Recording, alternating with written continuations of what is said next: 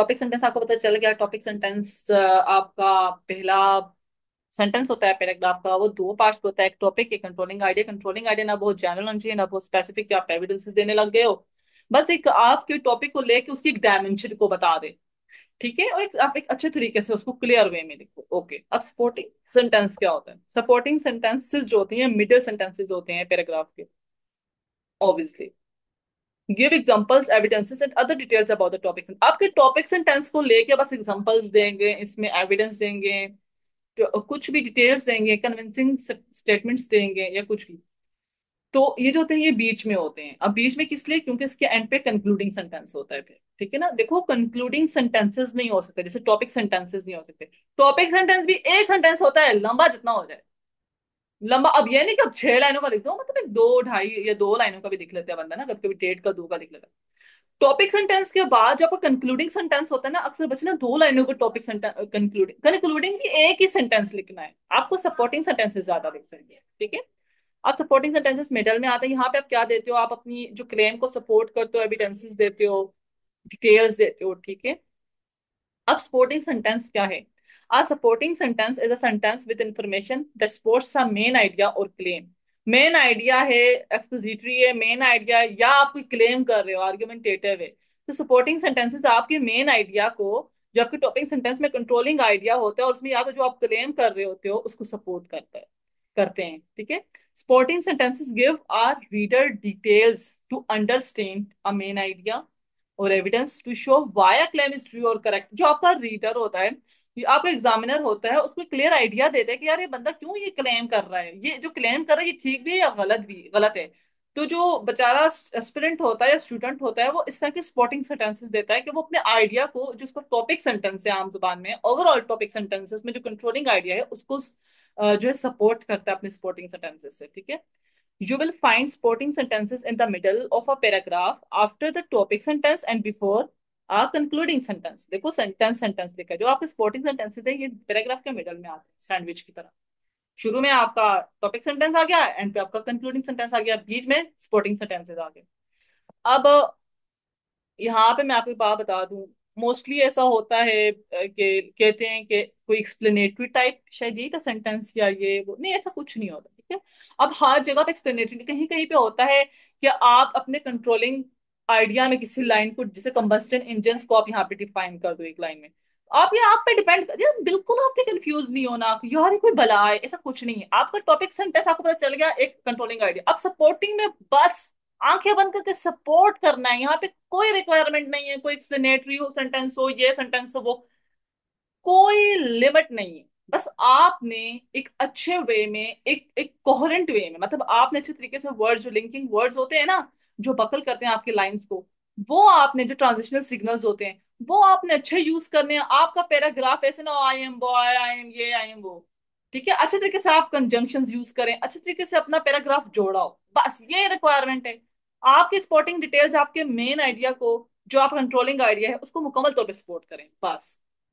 अब ये नहीं भाई एक्सप्लेनेटरी सेंटेंस कैसे होते हैं, उसके अगले वाले 3 4 सेंटेंस, ऐसा कुछ भी नहीं, कुछ भी नहीं, ठीक है, ऐसा कुछ भी नहीं है। चलो, मॉडर्न, अब मेरा टॉपिक सेंटेंस है, modern automobiles are powered by combustion engines. Combustion से पता है, जो आजकल वाले होते हैं, जो आजकल की मॉडर्न ऑटोमोबाइल्स हैं, ये पावर्ड हो रही हैं बाय कंबस्टन इंजन्स। अब if we want to explain the above given topic sentence to the examiner, we must support it with information। अब ये टॉपिक सेंटेंस, अब हो सकता है कि ये जो टॉपिक ऐसे था वो मॉडर्न ऑटोमोबाइल्स पे था। मैंने टॉपिक तो देखो सेम है, टॉपिक इसमें कौन सा है? Modern automobiles. अब मेरा इस पे कंट्रोलिंग आइडिया क्या है कि इनको पावर करते हैं कंबस्टन इंजन्स। अब मैं ऑटोमोबाइल्स के बारे में तो बात करूंगी करूंगी, लेकिन असल में मेरा पैराग्राफ किसके अराउंड घूमेगा? मेरे कंट्रोलिंग आइडिया के अराउंड घूमेगा, कि कैसे ये पावर कर रहे हैं, क्यों ये पावर करें, क्यों ये सही पावर करें, क्यों ये बेहतर है, ठीक है। चलो, अब मेरा टॉपिक सेंटेंस था modern automobiles are powered by combustion engines. अब देखो, मैंने ना, अच्छा यहाँ पे मैंने जोड़ा नहीं है लाइंस को, मैंने एबीसी करके, पता है क्यों लिखा है? क्योंकि अभी मैंने आपको कोहेरेंस नहीं कराई है, आपको भी ऐसे ही लिखना है, बस आपको टॉपिक जोड़ना नहीं। वो जो आप तोड़ मोड़ के जोड़ोगे मुझे समझ नहीं आएगी, आपने बस ऐसे ही लिखना है। आपने टॉपिक सेंटेंस के नीचे आपने सेंटेंस लिखना है, स्पोर्टिंग सेंटेंसेस उसके नीचे आपको जितने स्पोर्टिंग सेंटेंसेस आ रहे हैं, ए बी सी डी, आपने वो लिख के मुझे असाइनमेंट में चेक करा देने, ठीक है। अच्छा, अब देखो, अब इसको लेके मुझे सपोर्टिंग सेंटेंसेस देने हैं। अब बस जो मेरे माइंड में आते हैं सपोर्ट करने के लिए मैं लिखूंगी। मैं कहूंगी यार कंबस्टन इंजन क्या है भाई। A combustion engine is an engine that burns fuel to create power. Power create करने के लिए ना जलाते हैं भाई फ्यूल को, पावर क्रिएट करने के लिए। मैंने कहा भाई the combustion engine replaced horses because they are more powerful and easier to maintain. मैंने कहा ये पावर क्यों कर रहे हैं, क्यों, क्योंकि यार ये तो फ्यूल जलाते हैं और दूसरा मतलब फ्यूल जलाते हैं ये, और दूसरा ये वो उसी फ्यूल को जला के ये ज्यादा जल्दी हमें पहुंचा देते हैं कहीं पे, और हम इनको इजीली मेंटेन कर सकते हैं। अब एक हॉर्स, एक घोड़ा पालना बहुत महंगा है भाई, ये बहुत महंगा शौक है घोड़ा पालना। तो यहाँ पे आप एक घोड़े को शायद एक आम बंदा जो है वो अफोर्ड नहीं कर सकता, लेकिन गाड़ी कर सकता है, गाड़ी कर सकता है, ठीक है। तो इनको इन्होंने रिप्लेस किया है कंबस्टन इंजन ने हॉर्सेस को। क्यों रिप्लेस किया? क्योंकि यार हम इनको ज्यादा इजीली मेंटेन कर सकते हैं। Combustion engines allow us to travel quickly and safely in the comfort of our own cars and trucks. ठीक है, हमारी अपनी जो ओन कार्स एंड ट्रक्स, हम उनके अंदर कंफर्ट के साथ जा सकते हैं। ये नहीं है कि अब आंधी और ये तूफान आ रहा है घोड़ों पे जा रहे हैं, ऐसे नहीं। हम अपने कंफर्ट जोन में, बाहर ओले भी गिर रहे हैं तो अपनी कार में हम महफूज है। तो इसीलिए हमने कहा कि कंबस्टन इंजन्स क्या है, वो पावर कर रहे हैं मॉडर्न ऑटोमोबाइल्स को ज्यादा इजीली। हम इनको मेंटेन करते हैं एक घोड़े की निस्बत। हम एक जल्दी पहुंच जाते हैं कहीं पे भी, हम क्विकली पहुंचते हैं, हमें 4 4 दिन 6 6 दिन अपने साथ खाना नहीं बांधना पड़ता। ठीक है।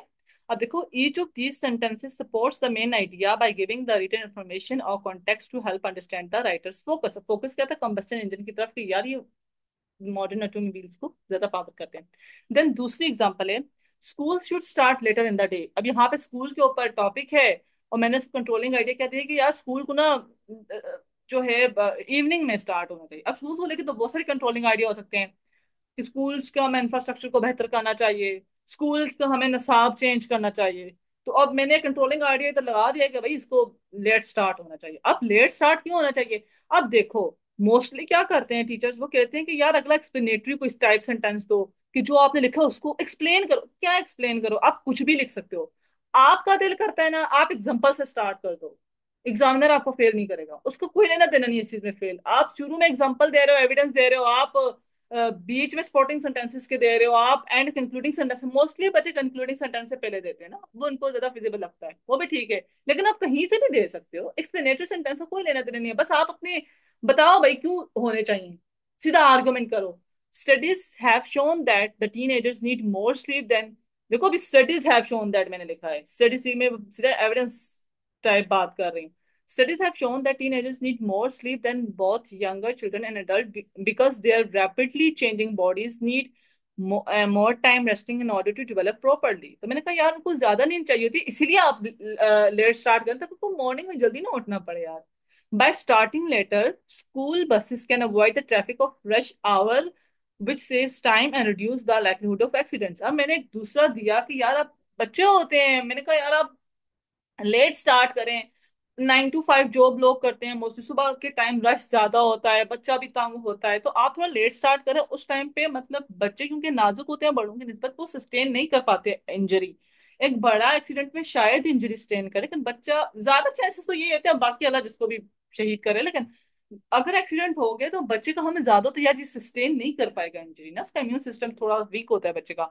तो अगर मैंने यहाँ पे दूसरा दिया कि यार आप करो क्यों, क्योंकि अगर आप लेट जाओगे तो वो रश आवर्स नहीं होते, बस रोड ज्यादा जो है वो ऑक्यूपाइड नहीं होती गाड़ियों को लेके, तो वहां पे एक्सीडेंट का जो चांस है वो कम हो जाए। हम ये नहीं कह रहे भाई होगा ही नहीं, हम कह रहे चांस कम हो जाएगा। ठीक है।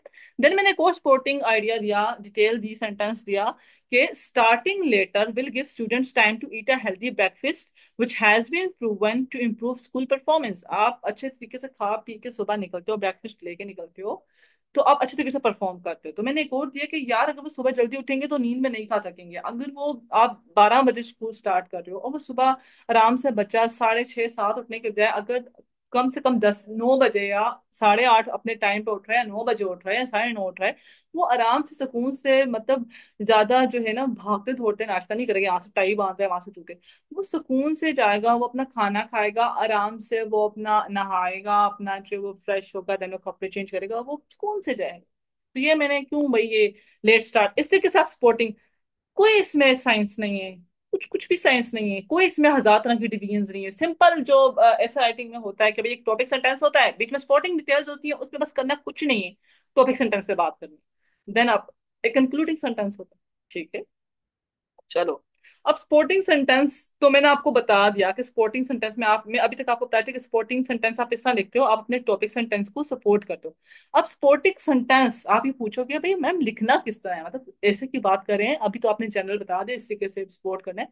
अब स्पोर्टिंग सेंटेंस में हम डाल क्या क्या सकते हैं, तो अब कितने टाइप की इंफॉर्मेशन हम सपोर्टिंग सेंटेंस में डाल सकते हैं, ये आगे सेंटेंस है, सॉरी यार दिखते हुए कुछ भी दिख लेती हूँ, ठीक है।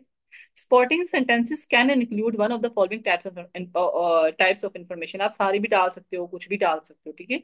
डिस्क्रिप्शंस और डिटेल्स, आप डिटेल्स देते हो, देन आप फैक्ट्स और एविडेंस भी दे सकते हो, या आप एग्जांपल्स भी दे सकते हो। एग्जांपल्स में आप कन्विंसिंग स्टेटमेंट्स भी दे सकते हो, जैसे मैं हमेशा बताती हूँ कि ऐसे में जैसे कहा था कि बच्चा किस तरीके से सोशल मीडिया में जो है ना चीजें सीखता है, तो क्या वो लर्निंग से सीखता है हर चीज, तो उस पे था जॉन लॉक की एक थ्योरी थी, टेबुला रासा, ब्लैंक स्लेट।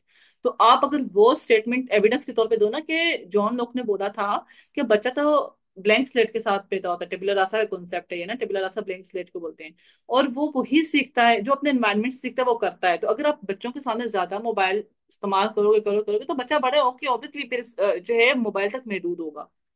तो अब इसके ऊपर आप रिपोर्ट्स ना दो, फिगर्स ना दो, बच्चे फैक्ट बुक्स बनना ही चाहते हैं पागल। तो मुझे हैरत होती है इस बात पे, फैक्ट बुक्स से क्या करोगे, वो ठंडे बस्ते में जाते हैं यार। ये जो सारे लोग फैक्ट बुक्स बनाते हैं ना, टू बी वेरी ऑनेस्ट इसका कोई फायदा नहीं है। वही फैक्ट बुक आपके काम के जो आपका ऐसे लिखा हुआ, यार ऐसे लिखो, सीधे सीधे ऐसे लिखो, उनके अंदर जो आप एविडेंस दे रहे हो ना मुसलसल बार बार बार बार, वही आपकी फैक्ट बुक है। ये जो लोग फैक्ट बुक्स बनाते हैं ठंडे बस्ते में जाते हैं, कोई पूछता भी नहीं है। अगर ऐसी फैक्ट बुक्स लोग पढ़ने लग जाए ना, तो बाहर बाजारों में आपको 100 कॉपीज मिलेंगी इस तरह की। स्टूडेंट्स भेजते हैं अपने अपने जो है बेंचमेट्स को, और वो बेंचमेट्स खोलते भी नहीं है और पेपर का दिन आ जाता है। ठीक है, तो जरूरी नहीं है आप फिगर्स में लिखो, आप फैक्ट बुक बनाई जाते हो फिगर्स की, ये रिपोर्ट इतना सर्वे उतना सर्वे, आप एग्जांपल्स से भी बात कर सकते हो, आप फैक्ट और एविडेंस भी दे सकते हो, आप कन्विंसिंग स्टेटमेंट, एग्जांपल्स में कन्विंसिंग स्टेटमेंट्स भी आती है ना, आप डिटेल्स वगैरह देते हो, मतलब इस टाइप की इंफॉर्मेशन देते हो। अब इसको एक एक करके मैं डिफाइन करती हूँ। सबसे पहले प्रोवाइडिंग डिटेल्स। अब मेरा टॉपिक सेंटेंस था एंटार्क्टिका के ऊपर, एंटार्क्टिका को लेके मैंने एक कुछ 3-4 पैराग्राफ्स लिखने हैं, पूरा ऐसा तो नहीं हो सकता मैं से बता रही हूँ कोई 3-4 पैराग्राफ्स लिखने हैं। तो मैंने एक पैराग्राफ बनाया कि यार ये बहुत डेंजरस एंड लोनली प्लेस है। मैंने कहा Antarctica is a dangerous and lonely place. अब मैं डिटेल्स दूंगी सीधी सीधी, जो कि ऑब्जेक्टिव डिटेल्स है ना। It is the coldest and driest continent on the planet. अब इतना कोल्डेस्ट है, ड्राइएस्ट है, तभी तो लोनली है। It is far away from hospitals and food supplies, ये इसके करीब कोई हॉस्पिटल्स नहीं है, फूड सप्लाईज नहीं है, तभी तो डेंजरस एंड लोनली है। कोई वहां पे बीमार हो जाए जाए तो बेचारा ठंड से ही मर जाए, ठंड से मर रहा हो तो हॉस्पिटल भी ना हो, डेंजरस हो गया, लोनली इसीलिए। ठीक है।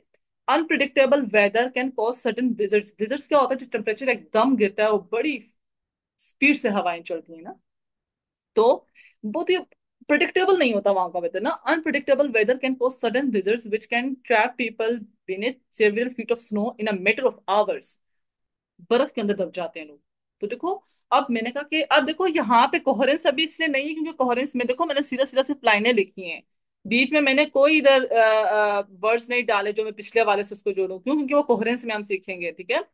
अभी देखो मैंने कहा अंटार्कटिका एक डायरेक्शन, अंटार्कटिका के ऊपर किसी ने कहा था कि यार इसके ऊपर जो है डिफरेंट पैराग्राफ्स लिखने हैं। तो मैंने सबसे पहला, बहुत सारे बन सकते होंगे ऑब्वियसली, अंटार्कटिका एक पूरा कॉन्टिनेंट है, बहुत कुछ बनेगा।